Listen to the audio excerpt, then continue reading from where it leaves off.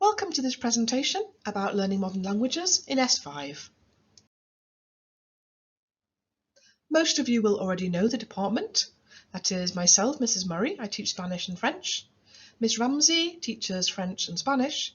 Mr. Kyle, Italian and French. And many of you will know Mrs. Conroy as the head of S4, and she teaches Spanish, French and Italian.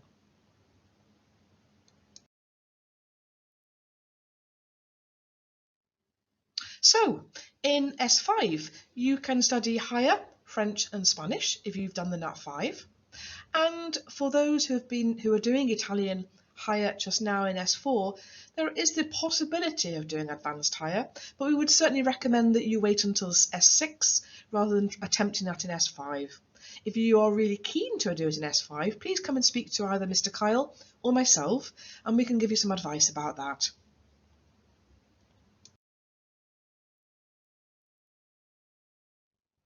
The exams are very similar to Nat 5 languages, and the format is very similar as well. So these are the skills, 25% per skill.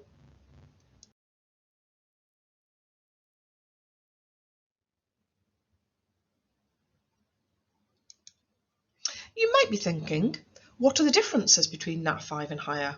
Well, there are a few. There is one long reading passage rather than 3 shorter ones. There's also a translation introduced, so a few, 2 or 3 lines from the reading are underlined, and you're asked to translate those short section into English, and that's worth 10%, so it's worth quite a lot of marks. The speaking has no presentation, it's just the conversation, and it lasts 10 minutes with your teacher. But in a similar way to Nat 5, you can prepare for most of the conversation. And the writing is still one essay, but it's all written in the past tense. You're talking about a trip you took to the country, and it can be prepared in advance a little bit, but not quite as much as the job application email.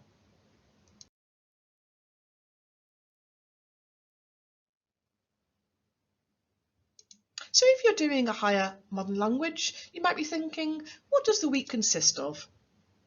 Well, you would have 5 periods a week. One of those periods would be with the assistant. The assistant would come in once a week, and you would either work with her in small groups or individually or pairs, or sometimes she would speak to the class as a whole. We also have 1 period a week dedicated to grammar, and there's no new grammar really to learn for higher. It's all the same grammar you've been doing for S3 and S4, but we revise everything and do it in slightly more detail and more depth, so that hopefully you feel more confident with the grammar. We also introduce a couple of films and maybe do a film review or 2 as well.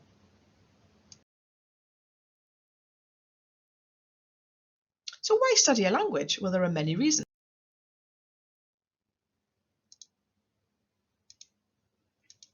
The proportion of the world which doesn't speak English is actually 94%. So that gives you an idea of how important it is to speak another language.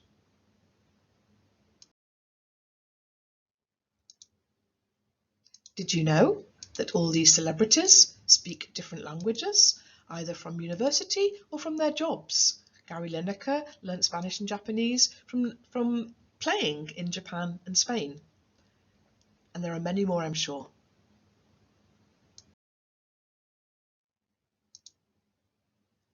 How will studying languages help you? Well, it will certainly increase your job opportunities.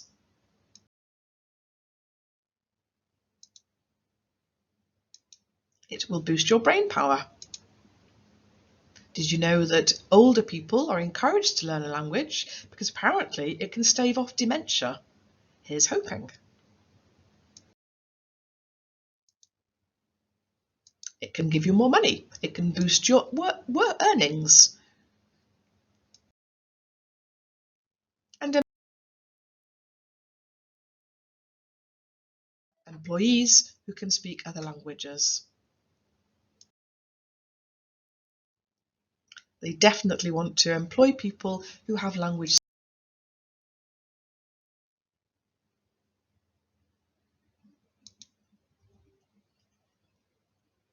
Speaking another language makes you stand out from the crowd, and it certainly makes you stand out from a list of candidates for a job.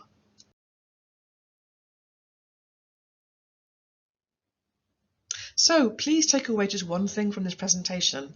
If you do want to improve your job prospects, whatever you do, study a language. Thank you for listening.